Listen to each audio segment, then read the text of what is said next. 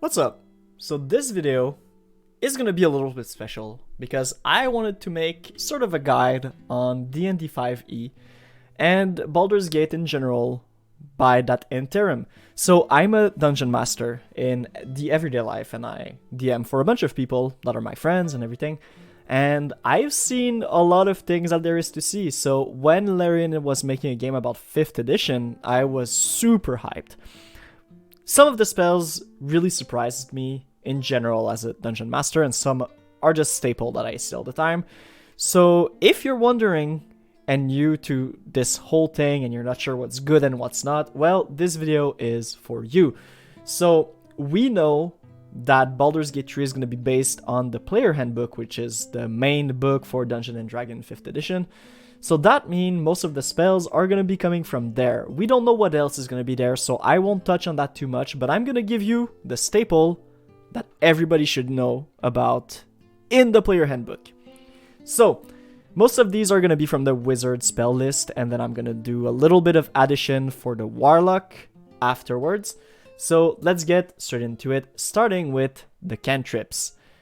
So, the first cantrip that's really important is Firebolt.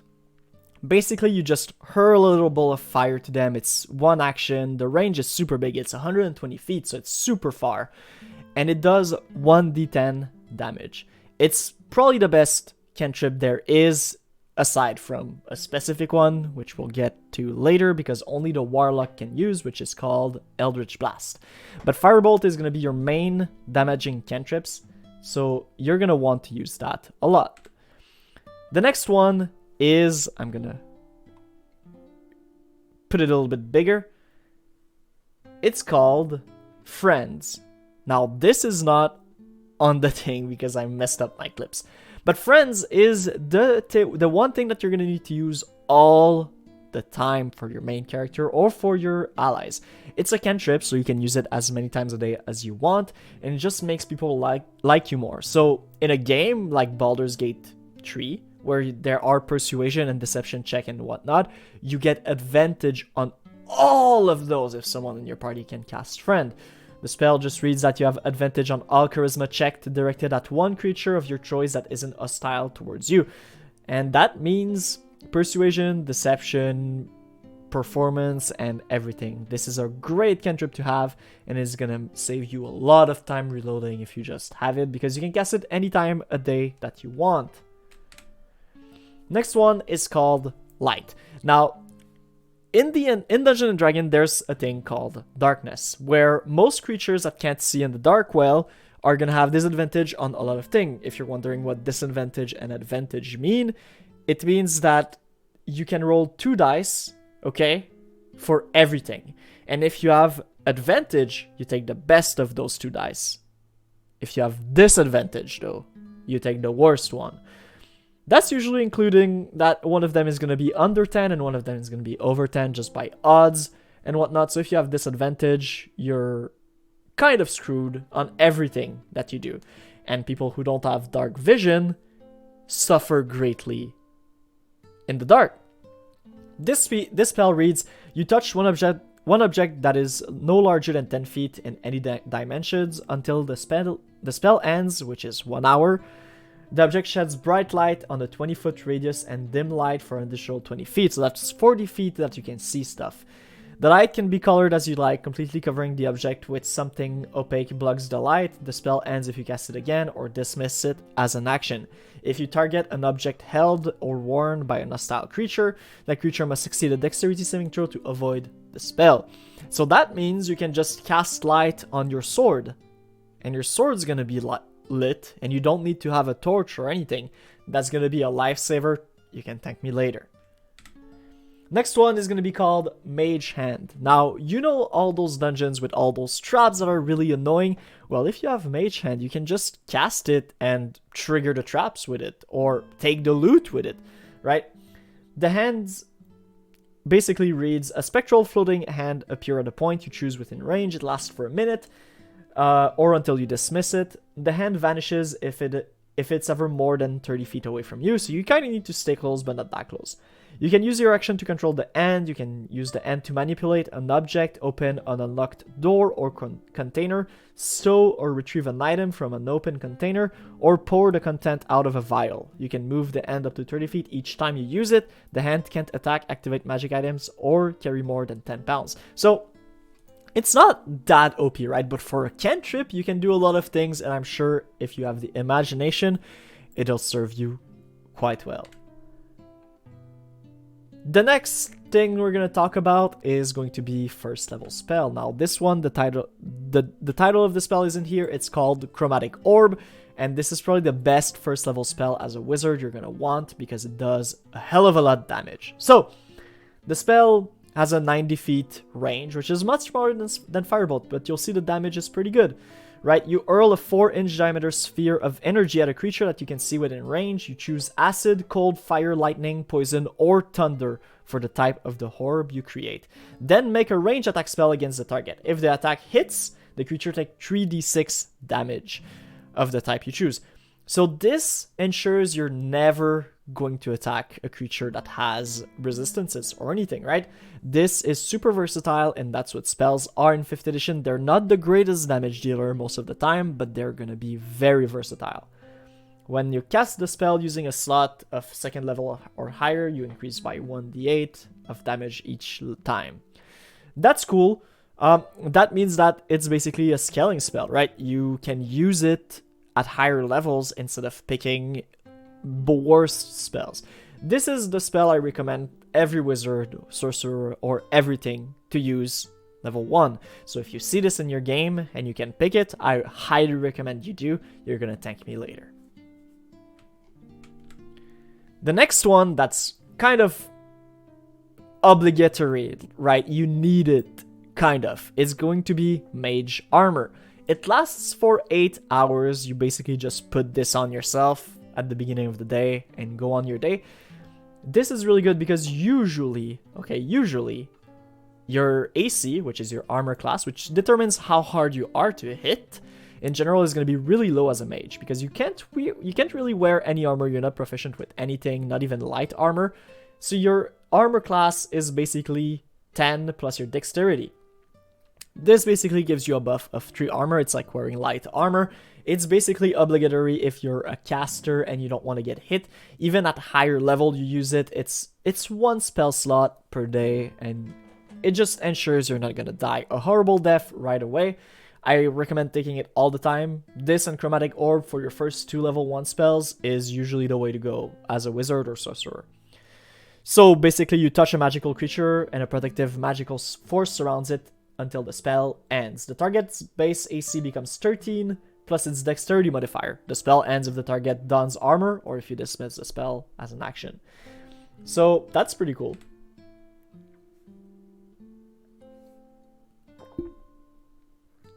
The next spell we're going to talk about that's also really useful, and you can decide whether you like this or Chromatic Orb more, though this is a lot worse damage than Chromatic Orb.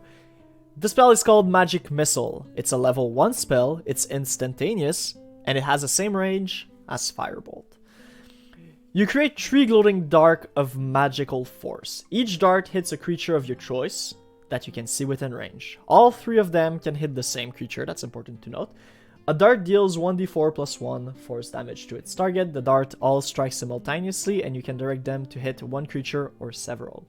When you cast the spell using a spell slot of 2nd level or higher, the spell creates 1 more dart for each level above the first.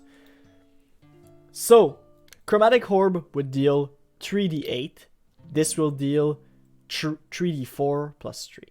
On average, this is a lot worse, but it's guaranteed damage. It's probably going to be the same thing. The one good thing about Chromatic Orb is that you can choose the damage type. This is going to be force no matter what, and while not everything resists force, some things exist. This is really good for guaranteed damage to finish off enemies, however, so I recommend taking it at some point. It's versatile, it's guaranteed damage, and you never know when you're gonna need that one little point of damage that you just cannot miss. Now, these are gonna be more optional spells, situational. There are a lot of good level 1 spells. Those 3 are the one I recommend to everybody. Now, those next few level 1 spells are more up to you, right? I'm just gonna tell you what they are. I've curated a longer list of spells, right? Because the spell list is really long. This is me curating it for you. Basically, I'm gonna give you an idea of the spells that are worth your time, so you don't have to waste all of it reading literally everything. So, the next one is called Charm Person. It lasts 1 hour. You attempt to charm a humanoid you can see within range. It must make a wisdom saving throw, and it does so with advantage if you or your companions are fighting it. So you don't want to be fighting the person because advantage obviously means they will probably succeed. If it fails the saving throw, it is charmed by you until the spell ends or until you or your companion do anything harmful to it. The charmed creature regards you as friendly acquaintances. When the spell ends, the creature knows it was charmed by you. This is cool because if you need to like pass through a gate, interrogate someone or something, you know, you don't need to use friends all the time. If it's really not happy with you, you can just charm it, right? It's gonna know after an hour, but if what you need from it is lower than an hour, it's not gonna matter, right? So this is gonna be really cool. I don't know how they're gonna implement it, but it's a good idea, right?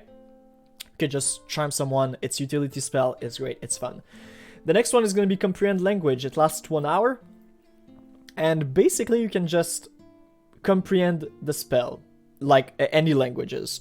It takes about 1 minute to read 1 page of text. This is going to be really good depending on the text and everything that you need. If you know in advance what you need, you can just cast it and book it. That's pretty good. It's going to be... There's another spell that's really useful later on that you'll see. That's basically this for talking, but this for reading in general is pretty good. Now, another really good one is called Detect Magic. This goes hand in hand with Identify Magic, which is going to be a little bit later on. You can cast this as a ritual, which means that if you have the ritual magic feat, you can cast this without expending a spell slot. It's going to take an hour though, I believe, if I remember correctly. It's been a long time since I DM'd the game because of the COVID and all. But yeah, it basically takes an hour. And for the duration, you sense the presence of magic within 30 feet of you for 10 minutes. If you sense magic in this way, you can use your action to see a faint aura around any visible creature or object in the area that bears magic. And you learn its school of magic, if any. This is really good to see basically any traps that are magical, any items that are magical in a room really fast, any enemies who are powerful who wear magical items. This can be used a ton of way, and it's always going to be useful. And since it's a ritual, you can just cast it whenever the hell you want. I highly recommend it. It's probably one of the best feat to have, honestly, so you guys should always take this at some point. Maybe not level 1, but at some point you trade it in for something else. The next one is going to be called Expeditious Retreat. This basically just doubles your speed for 10 minutes. It's really good if you're in a pickle and you need to move really far away from enemies. If you get caught out of position, this is going to be a lifesaver, trust me. This spell allows you to move at an incredible pace when you cast a spell, and then as a bonus action for each of your turn until the spells end, you can take a dash action. So basically, it uses your bonus action, which you're not going to use most of the time, as a caster, regardless, and you can dash, which basically doubles your speed. The next one is going to be Find Familiar. Now, this one has a lot of text. Basically, you summon a little thing with you for a long time. It just stays forever, I think. And it's a casting time. It lasts 1 hour, but you can use it as a ritual. So if you have the ritual magic, it's not going to cost anything, obviously. And the familiar can help you, can scout for you. In D&D games that are like tabletop with a human DM and whatnot, this spell can be really creative. They've implemented it in this game, but it's mainly scouting and attacking that are the main things, right? So I'm not going to read everything. Basically, it just talks about the spell. And it says what you can choose from, and I'll read at least what you can choose. Bat, cat, crab, frog, auk, lizard, octopus, owl, poisonous snake, fish, rat, raven, seahorse, spider, or Weasel. This is the official thing. I'm sure they're gonna add some stuff. This is a really fun spell, and I'm sure they're gonna add it a lot because this is really cool. So be sure to take this at some point if you want a little magical animal with you. Grease, grease, grease, grease. Those who know me from Pathfinder know how grease can be useful. Well, this is a lot less good than in Pathfinder, because in Pathfinder to get up, it's like your action or something, I believe, and you have to stay down if you fail the Dexterity saving throw. I'm gonna read this one. Slick grease covers the ground in a 10-foot square centered on a point within range, and it turns into a difficult terrain for the duration. The range is 60 feet, by the way. When the grease appears, each creature standing in its area must succeed on a Dexterity saving throw or fall prone. A creature that enters the area or ends its turn there must also succeed on a Dexterity saving throw or fall prone. So this is basically like, you cast it. If it's over a creature, it's gonna fall prone. If people walk over it, they're gonna fall prone. They might. But Dexterity saving throw is really easy for enemies to do. Usually enemies are gonna have high constitution, and they're gonna have high strength or dexterity, depending on what they are. So this might be good at stopping a bunch of brutes or the enemy caster, but it's not gonna be that great at stopping a bunch of rogues or something like that. So it's always something to keep in mind, right? What the dex is, what the attack and the save and everything is, and to know the enemy stats a little bit, you know, go with your judgment. Usually the best saves against monsters in general are going to be charisma and intelligence. So if you see any of these, be sure to pick them up. I'll point those out here in this video. Let's get going. Shield. An invisible barrier magical force appears and protects you until the start of your next turn. You have +5 bonus to AC, including against the triggering attack, and you take no damage from magic missile. So this is a really cool spell, okay? This is unlike any other spell you have. This is a reactionary spell. So you have one reaction per turn. You can use it to basically prep an attack of opportunity, or cast shield and counterspell. So this thing is just going to give you +5 to AC whenever you're going to get hit, right? You can use it after the enemy rolls for attack. And if you know it's going to hit you, you can just be like, oh, shield, I'm not hit anymore. It's really, really good, especially in the early game. Later on in the game, when you get attacked, you're just screwed no matter what. But earlier on, it's really, really good. I highly suggest it if you're scared of dying. Misty Step, it's a bonus action, briefly surrounded by a slivery mist. You teleport up to 30 feet to an unoccupied space you can see. This is a bonus action. I said earlier with Expeditious Retreat that bonus action are not really used in general. Oh, wow, this is going to be the second level, by the way. So we're already at the second level spell. This was the last first level, so this is it for the first level.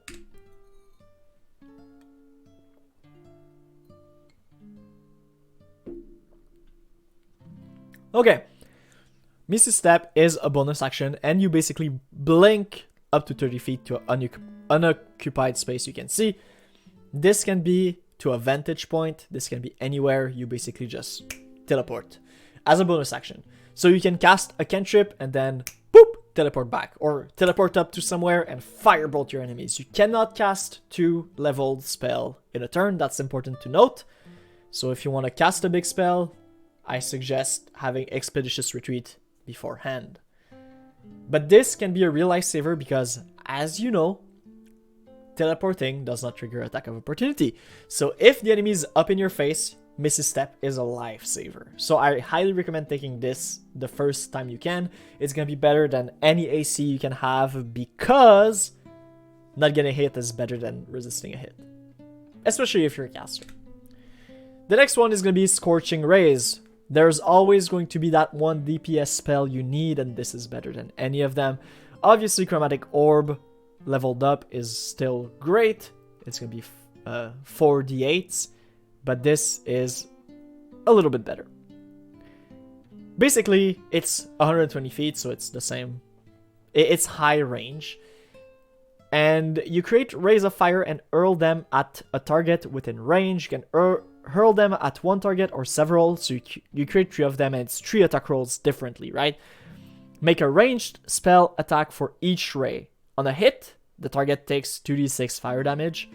So it's basically 6d6 fire damage if you hit all of them. Most of the time 1 will miss, but 2 will hit. So you can assume it's going to be at least 4d6 damage, which is worse than 4d8.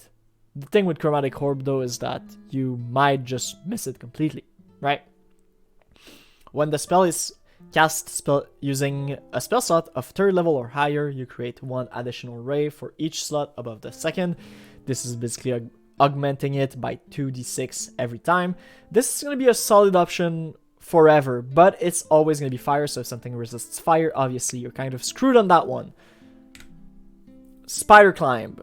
This is another one I highly recommend, along with Scorching Rays and Misty Step. If you see this one, you might want to use it. What's better than flying? Climbing everywhere.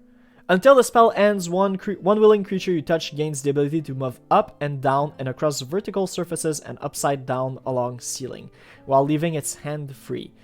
The target also gains a climbing speed equal to its walking speed. So this is kind of weird to read, right? Basically, spider claw form on the back of your enemy and it can climb everywhere.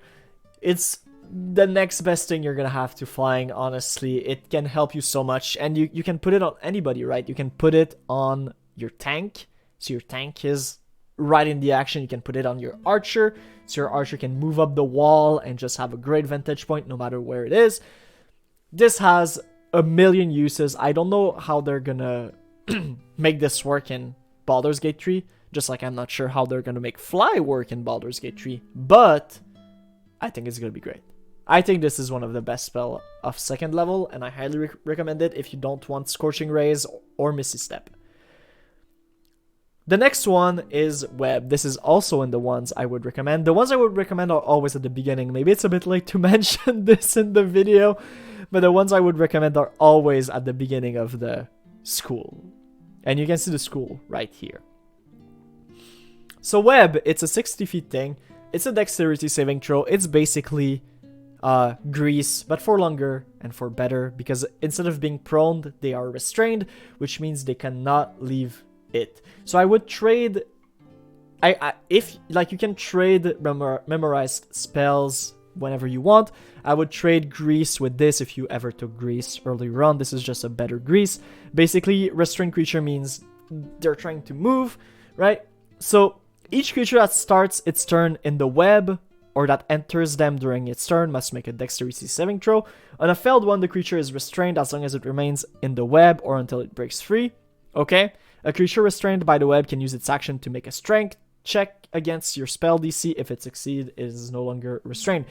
So they have one opportunity per turn to just unrestrain themselves, but it's pretty good. Now, the one caveat of this is the web are flammable. Any 5-foot cube of web exposed to fire burns in a 1 round, dealing 2d4 fire damage to any creature that starts its turn in the fire. There's a lot of fire in Baldur's Gate. The enemies are going to have torches on them, so, you know, take this information however you want, but this is one of the better crowd control spell for the earlier on.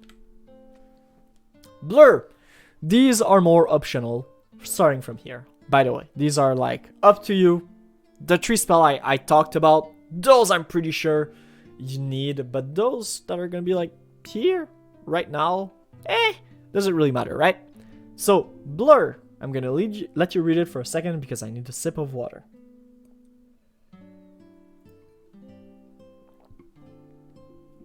So it lasts 1 minute. You need concentration for it, but I'm not going to talk about concentration for now. This is for another video. This is just to give you an idea of what the spells are going to be like. Your body becomes blurred, shifting and wavering to all who can see you. For the duration, any creature that has disadvantage on attack roll against you, an attacker is immune to this effect if it doesn't rely on sight, as with blind sight, or can see through illusion, as with true sight. So blind sight and true sight are going to be something that are going to be more and more important later on in the game, but for now, at the earlier on, when you get level 2 spells at like level 4, It doesn't freaking matter, dude. It doesn't matter. I'm gonna tell you. This is basically just they have disadvantage on every attack. Now, you can have this plus Mage Armor. It's starting to invest a lot in defense, but if you're really scared of dying, it's always something you can do, you know? But at this point, do you really want all of it? I think Mage Armor is a little bit better than Blur, honestly, just because it's kind of the same effect, right? But it's a lower spell slot. So I think I would still keep Mage Armor. But if you want to take this and be like super hard to hit, then go for it. If they put a melee class that can cast spell, like the spell sword for the wizard or something, like subclasses like that, this is obviously a must-have. Next one.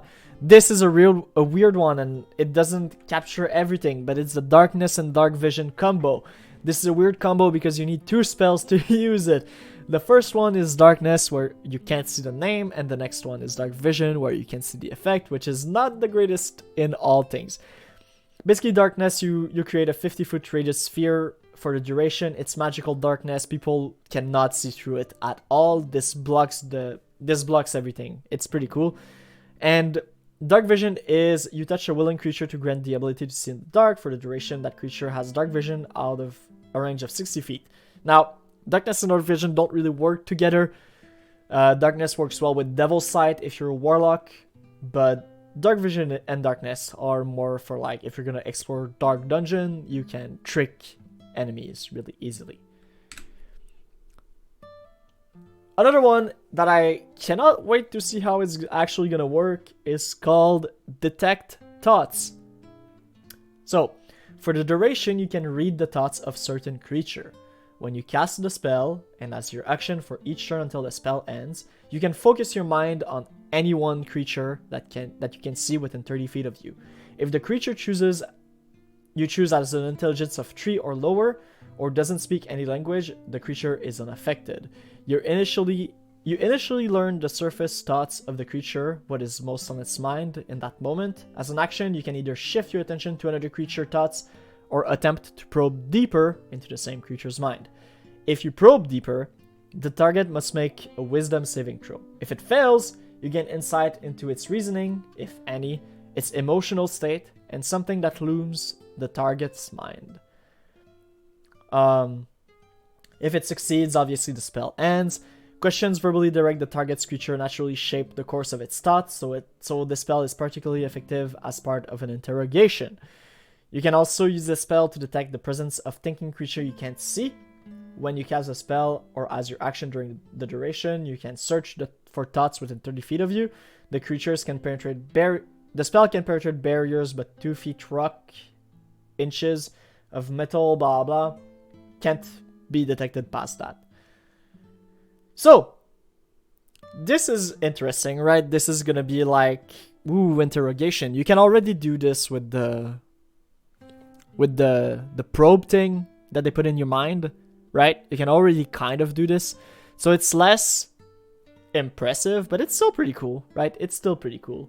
I think this spell can be great. It's one of the best out there for this specific thing because there's no saving throw, according to it, on the surface level. The saving throw is going to be later on if you want to probe deeper, which you can always do with questions instead of saving throws. So, next one is a more combat focused one. It's hold person. Choose a humanoid that you can see within range.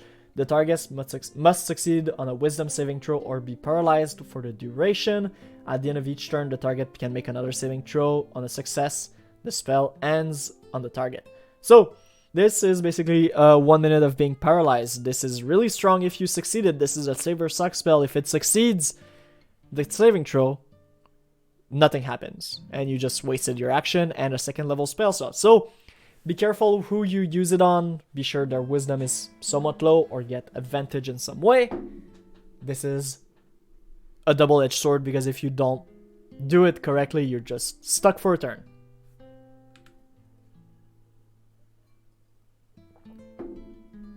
Still in the second level, my god, it's gonna be like 30 minutes. I promise it goes much, much, much better after a while. There's a lot less useful spell later on because there's just a lot less useful spells in general. A creature you touch becomes invisible until the spell ends. Anything the target is wearing and carrying is invisible as long as it's on the target's person. The spell ends for a target attack or cast a spell. So this is going to be good for sneaking around, less for combat, but in general, lower level NPC don't have like that much see invisibility shit unless it's like traps. So you can infiltrate a castle or something for an hour. It's pretty cool. It's pretty cool.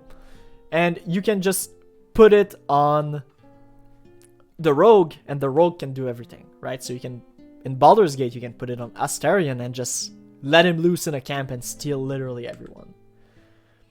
Mirror Image. 3 illusionary duplicates of yourself appear in your space. Until the spell ends, the duplicate move with you and mimic your action, shifting position so it's impossible to track which image is real. You can use your action to dismiss the illusionary duplicates. Each time a creature targets you with an attack during the spell's duration, roll a d20 to determine whether the attack instead targets one of your duplicates. Basically, that's like a bunch of rules, right? In Baldur's Gate, I think it just adds to your AC for a while, and whenever you get hit, one of the duplicates dies. This is really cool. Once again, if you want a second level spell to save your ass, I know clerics can use it, but wizard, I don't know if it's that useful unless you're like alone. I would take this if you're going like on an alone mission, or I used to run a single player campaign for one of my friend, and he was a wizard, so he would use Mirror Image a lot. It was really good in that scenario, but I don't think it's going to be that good in much else scenario. It's a lot of spell slots just for defensive, and afterwards you're just not doing anything useful, right? See Invisibility, it's basically the counter to invisibility. If you think enemy creatures are invisible or something, just cast this. It's very dependent on if the game has a lot of if the game has a lot of invisible creatures. Shatter is basically just big damage if you want more damage. It's a constitution saving throw, so most enemies are gonna pass it, but it can be good. A sudden loud ringing noise, painfully intense, erupts from a point of your choice within range. Each creature in a 10-foot radius sphere centered on that point must make a constitution saving throw. A creature takes 3d8 damage on a failed save and half as much on a successful one. A creature made of inorganic material such as stone, crystal, or metal has a disadvantage on this saving throw. Basically, it's a small AoE for damage. If you think a lot of enemies are going to be clumped up and they have low constitution, like goblins, it can be good. I don't really know if it's going to be that useful because, you know, it's a big thing. But if you hit 2 enemies and one of them fails and one of them succeeds, it's like 3d8 plus 1.5 d8, right? In general, a d8 is going to be 4 damage, so it's going to be like 12 damage plus like 6, so it's going to be around 18 damage in general. It's not that bad. It's not that bad. If you're fighting a lot of small enemies, this is going to be good. You do get Fireball next level, so be careful. Do you want this over Fireball? Who knows? Counter spell. This is the 3rd level spell. We have done it after 33 minutes of video.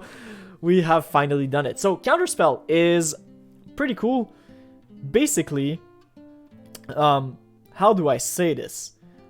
You attempt to interrupt a creature in the process of casting a spell. Sometimes you're gonna know what the spell is, sometimes you won't. This is a reactionary spell, kind of like Shield. It's the only other reactionary spell. That's why it's good for taking, because it doesn't take an action or anything, and you can just counter any spells. You just counter it, and that's it. If it is casting a spell of 4th level or higher, make an ability check using your spellcasting ability, the DC equal to 10 plus the spell level. So basically, the stronger the spell is, the more there's a chance you're going to be able to cast it. But to counter this, you can cast counter spell at higher level and it's going to interrupt the spell. And the level doesn't really matter, right? Next one is Fireball. This also I recommend. So I recommend counter spell, Fireball, and the next one I think. Fireball is, you know Fireball, it's a really big range. It's a dexterity saving throw, but who freaking cares? Because it's a 20 feet radius sphere. A bright streak flashes from your pointing finger to a point you choose within range, and then blossoms with a low roar into an explosion of flame. Each creatures in a 20-foot radius sphere centered on that point must make a dexterity saving throw.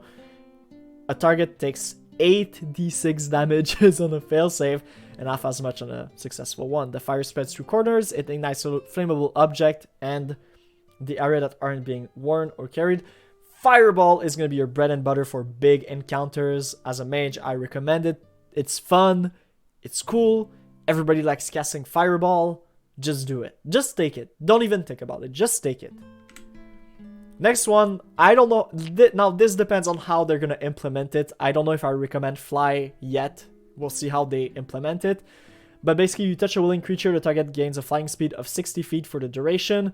When the spell ends, the target falls as if it's aloft, unless it can stop the fall. This is 10 minutes of flying. More importantly, it doubles the speed of anybody. That's pretty cool, right? Because most speed is 30 feet. This is a flying speed of 60 feet. I don't know how they're gonna implement fly, but if you just cast it on yourself, no one can hit you. It is concentration though, so if you do get hit some way by archers or whatnot, and you fail your concentrations, you're gonna fall. You're gonna fall, and it's gonna be horrible. But for melee encounter, you're really safe. This is really OP, overpowered in tabletop game. I don't know how strong it is in Baldur's Gate. It really depends how they implement it. So I would wait if I was you, but yeah. Haste, another one I recommend. This one I know is going to be good because it's always good. Basically, for 1 minute, you choose a willing creature that you can see within range until the spell ends. The target's speed is doubled. It gains +2 AC to +2 bonus to armor class, which is gonna be harder to hit. So you cast this on your fighter, and the fighter is like super happy. It moves fast, it attacks fast, and it blocks everything. It has advantage on dexterity saving throws, and it gains an additional action on each turn. That action can be used only to take the attack, one weapon attack only, dash, disengage, hide, or use an object. Basically, this is gonna give him an extra attack, essentially. When the spell ends, the target can't move or take an action until after its next turn, as a wave of lethargy sweeps over it. So, this is gonna last 10 rounds, okay? A round of D&D is 6 seconds, and a minute is 60 seconds. So, this is gonna last 10 rounds. Obviously, the bad time is that... the bad thing about it is that the target will not be able to take any action afterwards for a turn, but if the fight is over, it doesn't really matter, right? So you put this on your damage dealer or your melee person, and they get another attack. That's incredibly strong. You never use this on yourself, never, because this is useless on you. But it's a good buff for literally everybody else in your party. So I think this is one of the things where, like, as a wizard or a spellcaster in general, you're not going to be doing the most damage, but you're going to be the most useful. You're like the unsung heroes for your party. You put this on like Lae'zel or Asterion, and they're going to kick ass. Animate Dead, I don't know if I recommend this one yet. I don't know how it's implemented, but if you want to play a Necromancer, and God knows I want to play a Necromancer, this can be cool, right? Basically, I'm going to read the spell because it's hard to explain. This spell creates an undead servant. Choose a pile of bone or a corpse of a medium or small humanoid within range. Your spell imbues the target with a foul mimicry of life, raising it as an undead creature. The target becomes a skeleton if you choose bones, or a zombie if you choose a corpse. The GM has a creature's game statistic, so this is going to be in the game. Basically, you can create a skeleton or a zombie. On each of your turn, you can use a bonus action to mentally command the creatures. This is going to be a lot of text, actually, for people who don't know anything about the spells. So basically, just so that as a bonus action, you can tell all of your skeletons to be like, hey, attack this person mentally. So, the creature is under your control for 24 hours, after which it stops obeying any command you've given it. To maintain control of the creature for another 24 hours, you must cast the spell on the creatures again before the current 24-hour period ends. This use of the spell reasserts your control over up to 4 creatures you have animated with the spell rather than animating a new one. So, this is kind of important, right? This is a 3rd level spells. If you use it twice the first day, you're gonna have 2 zombies. If you use it twice the second day, you're gonna reassert control over the 2 zombies and create another one. So you're gonna have 3 zombies. And you can do that up to the 4th day, where you're gonna just control all 4 of them for 1 spell slot, which is pretty good. 1 spell slot for 4 zombies or skeletons is pretty good, but don't go too overboard because this is gonna take a while. Also, do note that the more zombies you have, the more, the longer the combat turns are gonna be, obviously. This spell magic is gonna be a good one too. Choose 1 creature, object, or magical effect within range. Any spell of 3rd level or lower on the target ends. So this is like, if someone is really buffed up, you just boop. If there's a trap, you just boop. If there's anything you need to do, you just cancel it, and that's really good. It's a 3rd level spell slot, so like, be sure to save scum if it's for a trap or anything to make sure you can do it. But overall, you should be able to.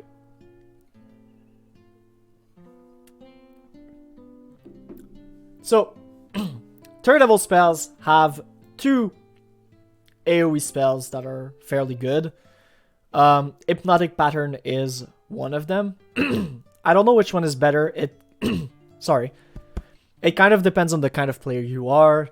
They're all save or suck spell, but on an AoE. So, essentially, this is going to be like, oh, do you want to gamble or not?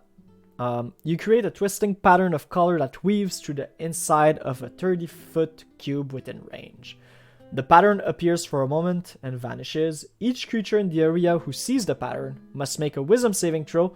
On a failed save, the creature becomes charmed for the duration. While charmed by the spell, the creature is incapacitated and has a speed of 0. The spell hands for an affected creature if it takes any damage or if someone else uses an action to shake the creature out of its stupor. So the way you use this spell usually is you're going to cast it on like 4 creatures, let's say. 2 of them are going to fail the wisdom saving throw, maybe 3 if you're lucky, and then you just gang up on the one that doesn't fail it. And then you kind of wake them up, right? It lasts for 10 turns, so it's a while, okay? And you just gang up on each of them. They have 1 save, okay? 1 save, and then they cannot save it again. So that's usually going to be how it works, and it's pretty good. I like Hypnotic Pattern a lot. Sending, I don't know how they're going to create this, but if you can use this to finish quest, it's going to be good. Basically, I'm not going to read it. You just send a message to someone as a 3rd level spell. Slow. The weirder version of Haste, because instead of buffing your party, you nerf the enemy, you debuff the enemy. Now, this is literally the inverse of Haste. An affected target speed is halved. It takes -2 to AC and dexterity saving throws. And it can't use its reaction. On its turn, it can use either an action or a bonus action. Not both. Regardless of the creature's abilities or magic items, it can't make more than 1 melee or ranged attack during its turn. If the creature attempts to cast a spell with cast time of 1 action, roll a d20. On a 11 or higher, the spell doesn't take effect until the creature's next turn, and the creature must use its action on that turn to complete the spell. If it can't, the spell is wasted. A creature affected by the spell makes another wisdom saving throw at the end of each of its turn. On a successful one, the effect ends for it. So, when is this spell going to be good? Because this spell is not always good. I'm going to tell you when to use it, and then you're going to decide if it's good enough for you. So you use it when there's 1 or 2 big enemies with low wisdom saving throws, right? Because they can't save it every turn. And it's going to nerf them tremendously. But, and that's important, bosses have something called legendary resistances, which means that whenever they fail a saving throw, they can decide to pass it instead, okay? That's important here. They can do this 3 times in a fight or 3 times in a day. 3 times in a day, yeah. And basically, that's never gonna hit them unless they have no more legendary resistances left. So this spell is for encounters with 1 tough enemies, okay? But they're not legendary creatures. This is good. Oh, it's 6 creature actually. Never mind. Yeah, that's okay then. I don't know why I thought it was 1. My god. I'm just weird. Anyways, this is okay then. Yeah, this is okay. Each target must succeed a wisdom saving throw up to 6 creatures of your choice in a 40-foot cube. This is okay. I would argue Hypnotic Pattern is just better, right? But slow's okay. But they get to save every turn, so is it that good? You tell me. Stinking Cloud is a bit like Hypnotic Pattern, okay? You create a 20-foot radius sphere of yellow nauseated gas centered on a point within range. The cloud spreads around corners and areas is heavily obscured. Each creature that is completely within the cloud at the start of its turn must make a Constitution saving throw against poison. On a failsave, the creature spends its action that turn retching and reeling. Creatures that don't need to breathe or are immune to poison automatically succeed on this saving throw. Moderate wind, blah blah. So basically this is a Constitution saving throw for 1 turn. Every creature is going to be screwed. At this point, is it better to just use slow? Probably, but the saving throw is different. Wisdom and Con are different. But honestly, Con is going to be passed more often by monsters than not, so... Sinking Cloud actually probably shouldn't be in this list. Dimension Door. This is 4th level spell. We're moving on up. 10 minutes for every school. Hell yeah. For every spell level, I mean. You teleport yourself from your current location to any spot within range. You arrive at exactly the spot desired. It can be a place you can see, one you can visualize, or one you can describe by stating distance and direction, such as 200 feet straight forward, or something like that. It's 500 feet, so this is like, we're screwed. We're out of here. See ya! I don't know how they're gonna implement it, but this is a lifesaver. If you would arrive at a place already occupied by an object or a creature, you and any creature traveling with you each take 4d6 force damage and the spell fails to teleport you. Also, you can bring someone with you. This is just life-saving. I recommend this all the time. Switch Misty Step or Blur, whatever defensive you have for this, because not getting hit is better than resisting a hit. Polymorph! Everybody loves Polymorph, and I love it too. This spell transforms a creature that you can see into a new form. An unwilling creature must make a Wisdom saving throw to avoid the spell. The effect has no effect on a shape changer or a creature with 0 hit points. The transformation lasts for the duration, which is 1 hour, or until the target drops to 0 hit points or dies. The new form can be any beast whose challenge rating is equal to or less than the target's, or the target's level if it doesn't have a challenge rating. Okay. The target's game statistic include blah blah. Basically, you can't transform into anything anytime. There's a limit, right? Depending on how strong you are. But this spell scales with level incredibly well. This is one of the 4th level spell you're going to just be able to cast over and over for the rest of the game.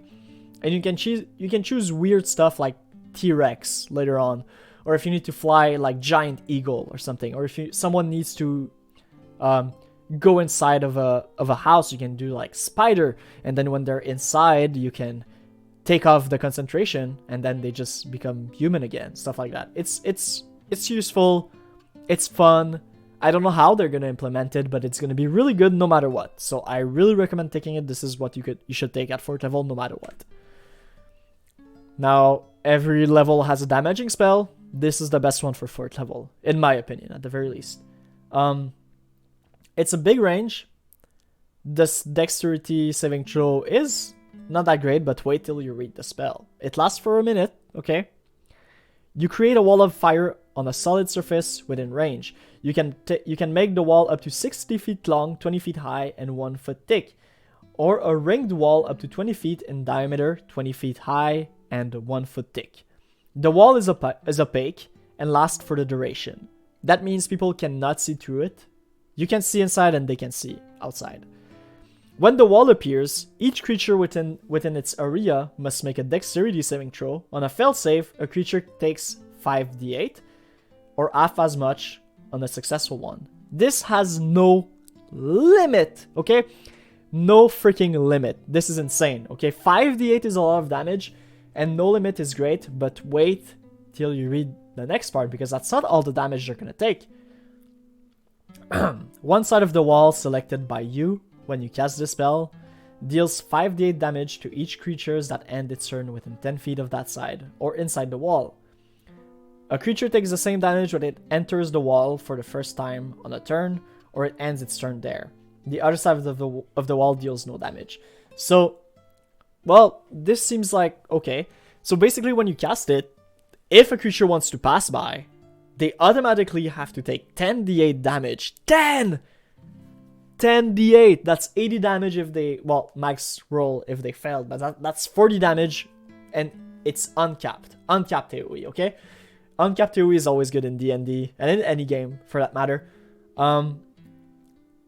So, it protects you, and if ever smaller enemies manage to pass through it, your fighter can just, boop, shove them back in, right? That's something you can do. That's literally something you can do. It's in the game. You can shove them back in. They're going to take another 10d8 damage. And this spell is like literally insane. Literally, its damage and its control. It's probably one of the best spell in the game. Yeah, I don't know what to say. This and Polymorph and like Dimensional Door, you're set, right? You don't need anything else. But in case you do, Banishment. I said charisma saves are bad for monsters, so this is really, really good in that matter, okay? Keep in mind the save here are really important, right? Charisma save is really good. So you attempt to send one creature you can see within range to another plane of existence. The target must succeed on a charisma saving throw or be banished. If the target is native to the plane of existence you're on, the banished target to a armless demiplane while there the target is incapacitated. Okay, look. This is a lot of words for not much. You cast it. If they fail the charisma saving throw, which they most likely will if they're a monster, they're sent away for 1 minute. So, what about this? You've got 2 enemies against you, right?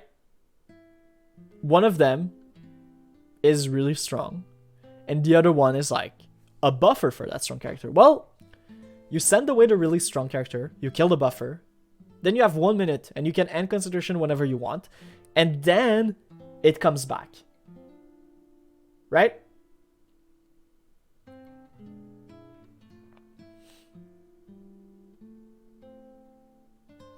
So yeah. That's pretty much it. Banishment, insanely strong. Insanely strong. Greater invisibility, it's invisibility, but whenever you attack, you don't get detected. This is going to be less and less good because more and more enemies are going to be able to see invisibility with blind sight and tremor sense and true sight and whatnot. But this is going to be good for a while. Okay, it's 1 minute, and you can sneak in and attack people, stab them in the back, do whatever. It's really good for you, right? Because people aren't going to be able to see the spellcaster. But it's also really good for anyone else in your party. Just think about it, because everybody gets advantage on attacks, on every attack, if this happens, right? Locate creature. I don't know how this can be useful, but I felt like if you have a quest and you need to find a creature, this can be good. This literally does what the name says. It locates a creature. Phantasmal Killer. You tap into the nightmare of a creature you can see. This is one creature. It's a wisdom saving throw, but it's pretty good still. The target must make a saving throw. On a failed save, the target becomes frightened for the duration. At the end of each of the target's turn, the spell ends. The target must succeed on a wisdom saving throw or take 4d10 psychic damage. On a successful one, the spell ends. So, essentially, this is a save or suck spell. Is it good? If it lands, yes. On a single enemy, yes. Keep in mind the legendary resistances of the monsters. Keep in mind that wisdom saving throws aren't always gonna do anything. And if it fails, you just wasted your turn. And you don't really want that at 4th level when you have polymorph into a T-Rex, Wall of Fire, and pretty much so many other great things, right? So, yeah. So these are the 2 other AoE spells that I would recommend if you don't like Wall of Fire. They do more damage on the spot, right? There's Cloud Kill and Cone of Cold. I prefer Cone of Cold to Cloud Kill for one single reason. It does more damage on the moment. Now, obviously, Cloud Kill, if you can manage to keep the enemies in there for a while, but most enemies will just leave, right? So, I prefer Cone of Cold. A blast of cold air erupts from your hand. Each creature in its 60-foot cone must make a Constitution saving throw. A creature takes 8d8 cold damage on a fatal one and half as much on a successful one. If a creature is killed by the spell, it becomes frozen statues. This is just 8d8 damage, but honestly, I feel like Wall of Fire is just better. This is more like if you want diversity in your damaging types. Actually, this is 5th level, right? So I think Wall of Fire is just better, in general. I don't know why I put this in my recommendation list then. I think it's good. I mean, it's good. It's just not the best, for sure. But it's a 5th level damaging spell, so why not? And it's guaranteed damage, most of all. Wall of Force. Be ready to only use this spell now. Okay? For 10 minutes... Oops. For 10 minutes, an invisible wall of force springs into existence. Okay? At a point you choose within range, the wall appears in any orientation you choose as a horizontal or vertical barrier or at an angle. It can be free-floating or resting on a solid surface. You can form it into an hemispherical dome or a sphere with a radius of up to 10 feet. You can shape a flat surface made up of 10 by foot, blah blah. Each panel, okay, so basically you have a bunch of feet that you can just put whatever way you want, okay? This is the big part, okay? Are you ready? So you can form it however you want, and nothing can physically pass through the wall. It is immune to all damage and can't be dispelled by dispel magic, okay? A Disintegrate spell destroys the wall instantly, however, the wall also extends into the ethereal plane, blocking ethereal travels through the wall. If you have a non-spellcaster or a spellcaster that cannot do Disintegrate, which most of them won't be able to, this is literally a pure CC, no save required, on a whole fight. You can target half of the group and you just split this shit into 2 encounters. This is so good, you don't even understand, okay? This is so good, and you know what's even better? You can cast Wall of Fire inside of it, so people can't leave it, and they're stuck into Wall of Fire. This is actually a spell that really bugged me as a DM. I made it so it only targets biological matter, so like people could still shoot arrows through it, even though it's still freaking broken as hell, right? It's still OP, and it lasts 10 minutes, 150 feet away, concentration, but who cares? And it's literally OP. It's literally OP. I don't know how to say it. This is a spell you should take. Dominate Person is a wisdom, save or suck. Basically, the title says it all. You dominate someone to do whatever you want for a minute. But if they succeed the saving throw, it's not gonna happen. So, you know, save or suck spells are good, but at 5th level, is this really what you want to be doing? Unless, like, it's for a fetch quest or for someone much lower level than you and you want to, like, dominate the count of something, or, like, to get an order done or whatever. But, yeah. Hold Monster. Now, this is a wisdom saving throw once again. Save or suck. That's all gonna be... 5th level spell are a lot of save or suck single target. Choose a creature that you can see within range. The target must succeed on a wisdom saving throw or be paralyzed for the duration. Paralyze is really good because I think you confirm critical hit on everything. So this is like, the creature's dead if you land this, okay? This spell has no effect on undead. At the end of each turn, the target can make another wisdom saving throw. On a success, the spell ends on the target. This is really good if you land it. Are you a gambling man? Sometimes I am, so that's why I usually took it sometimes, but it's not always going to be good. It doesn't work on bosses because of legendary resistances, so what the hell, right? What the hell? But it can be really good. Scrying is a 5th level divination spell. Okay, so this is a lot of text. Essentially, you just decide on a person or an object you've seen before or you know about a lot, and you see it. I don't know how they're gonna implement it. I don't even think they will, but it's something that's gonna be impressive if they do, and gonna be useful for quests, you know? They might not mark on your map anything anymore. You're just gonna have to scry for it, which would be pretty cool. 5th level teleportation circle. This is how you teleport to main cities. This is how they fast travel in the game. I don't think they're gonna put this in the game because you already can fast travel from waypoints to another. But I wonder if this is just gonna be a spell that takes you to any waypoints you like. That actually would be pretty cool for having a mage, you know. You finish a dungeon, you don't want to go all the way back, there's no waypoint there, you just teleport. I think that's pretty cool. Basically, this spell says you just teleport to a waypoint with your whole party. So, pretty cool. 6th level. We're getting there. We're gonna stop at 7th level, by the way. I know this video has been long.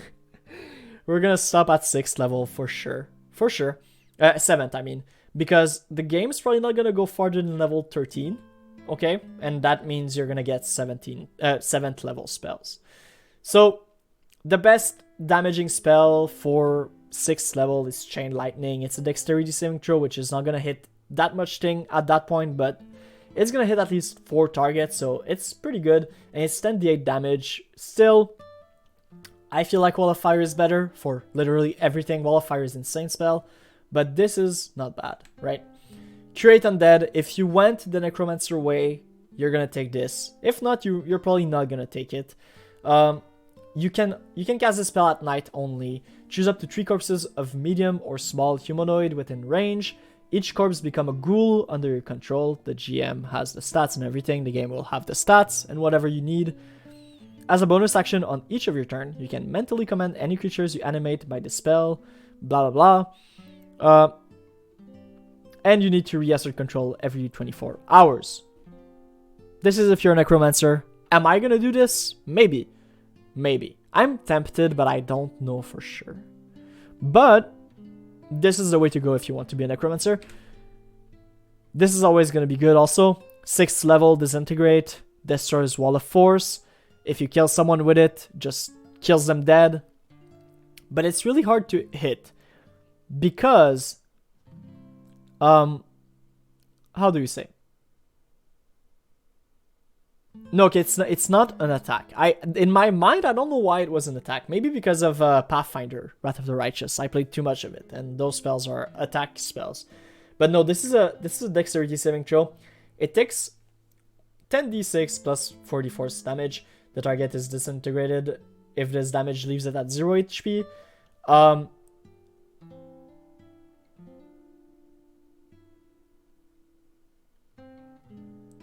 If they succeed the Dexterity saving throw, I think they don't take any damage, right? It doesn't say anything about that, so I think they just don't take any damage. This is Save or Suck damaging spell.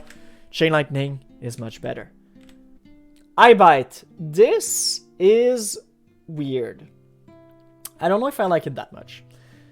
I'm gonna read it, and you can tell me in the comments if you like it.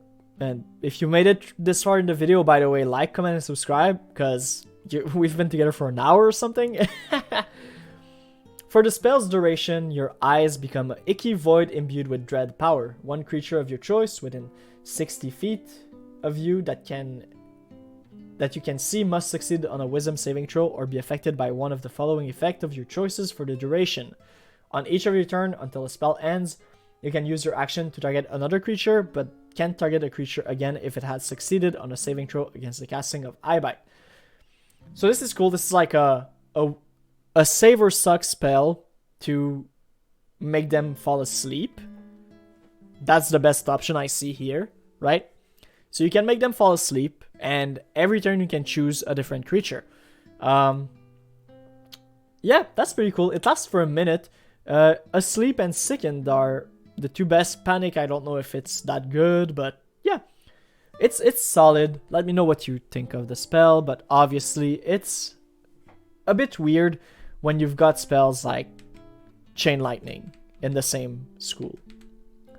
Mass Suggestion, the name says it all. It's a 24-hour big suggestion for a lot of people. I think it's like everybody, right? That succeeds a Wisdom saving throw. So, 12 creatures of your choice.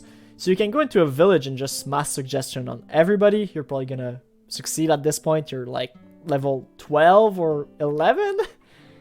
So if you want to do that for whatever reason that may be, it's a cool thing to do. I don't know how they're gonna implement it. I think it's just gonna be Charm Person or whatever. But it's pretty nice. It's pretty neat. True Seeing, finally, we get it too. The enemies probably have had it for a while now. We get it too. We can see anything that's invisible and everything that's great. Notice this secret door hidden by magic and can see into the ethereal plane. This is going to succeed a lot of perception check if you're not sure you're going to succeed them yourself. This is really good. Force Gauge. Wait.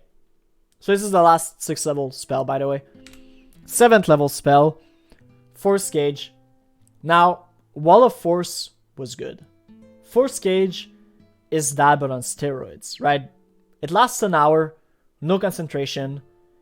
It's a charisma save, and you'll see why. So, an immobile, invisible, cube-shaped prison composed of magical force springs into existence around an area you choose in range. The prison can be a cage or a solid box as you choose. A prison in the shape of a cage can be up to 20 feet, blah blah, that's like the dimensions. When you cast the spell, any creature that is completely inside the cage area is trapped. A creature only partially in the cage within the area, or those too large to fit inside the target, are pushed away from the center of the area until they are completely outside the area. So you can't do that for too big creatures, but it's still pretty good. A creature inside the cage can't leave it by non-magical means. If the creature tries to use teleportation or interplanet travel to leave the cage, it must first make a charisma saving throw. On a success, the creature can use that magic to exit the cage. On a failure, the creature can exit the cage and wastes the uses of the spell or effect. The cage can also extend into the ethereal plane, blocking ethereal travel. This spell can be dispelled by dispel magic.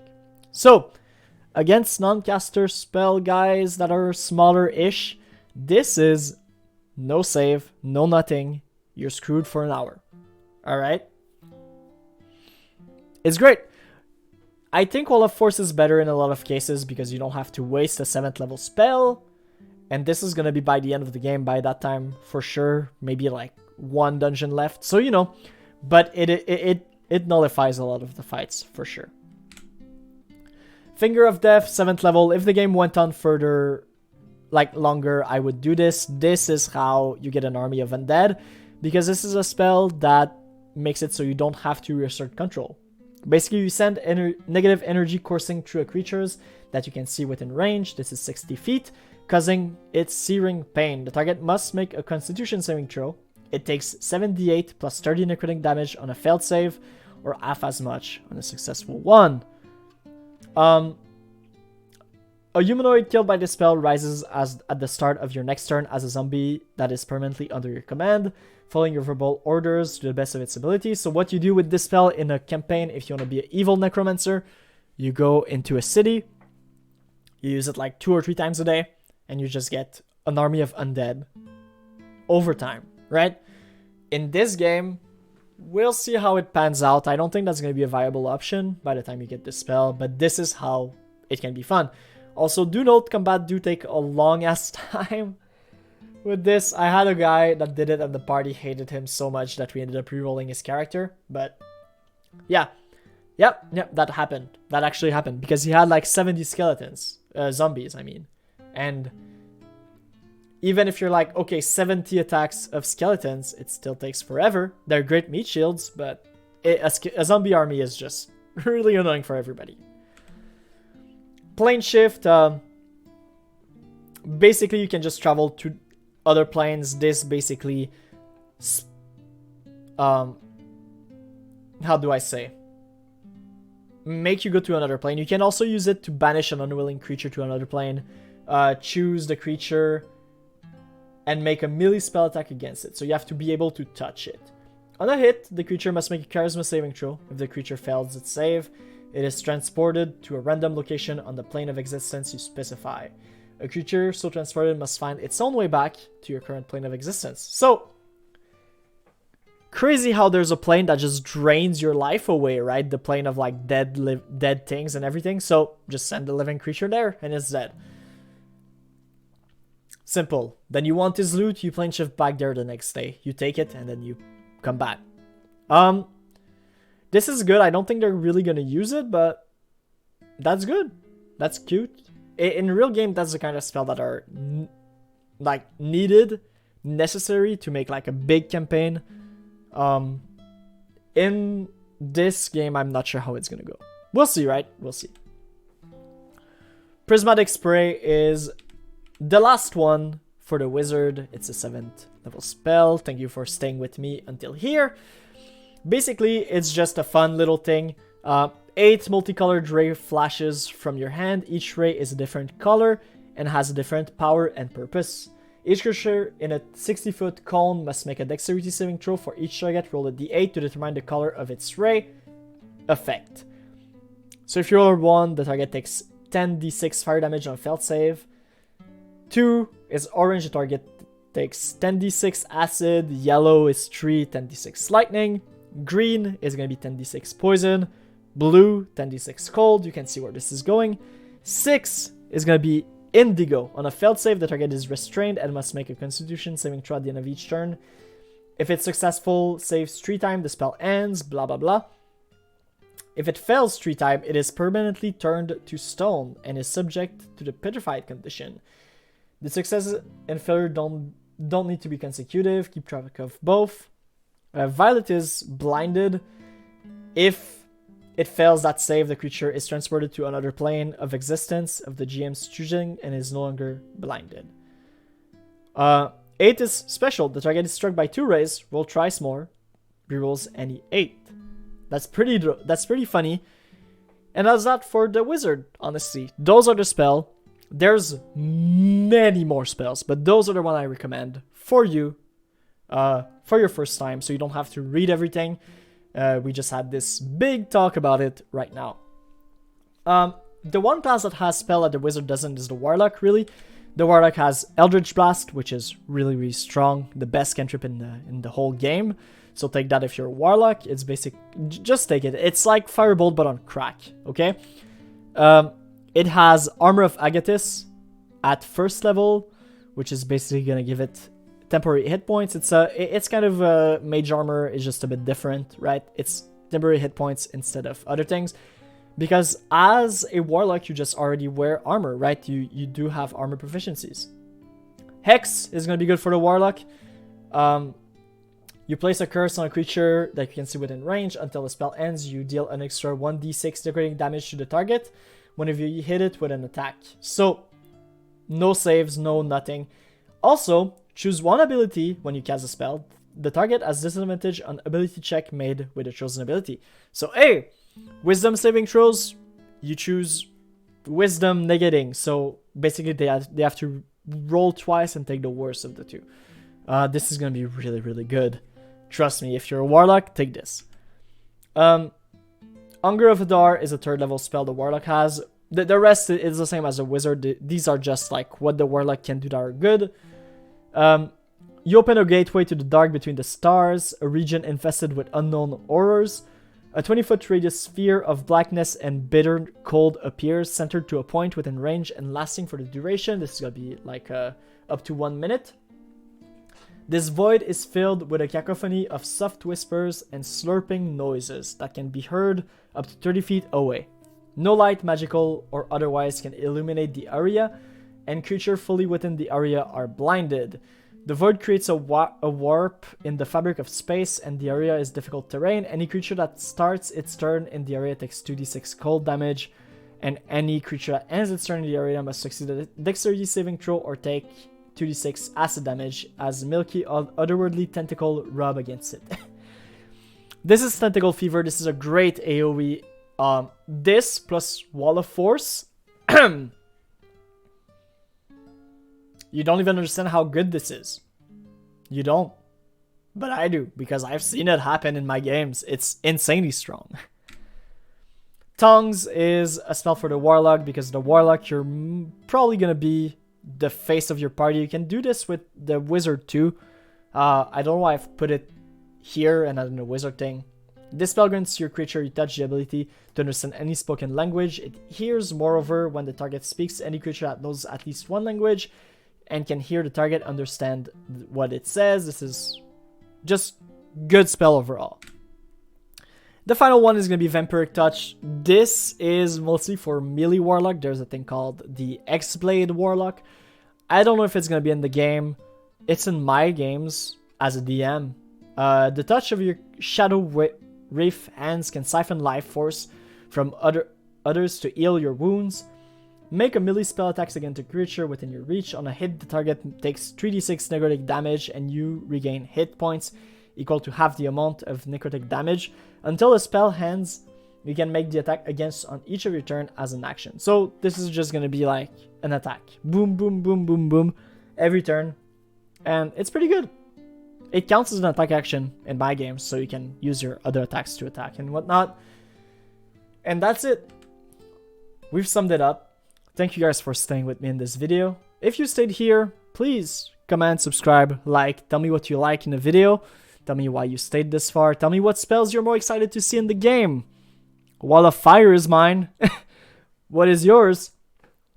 And yeah, with that being said, I'll see you guys in the next video. I hope you had a great time. I had fun. My voice is shut. I haven't drank enough water.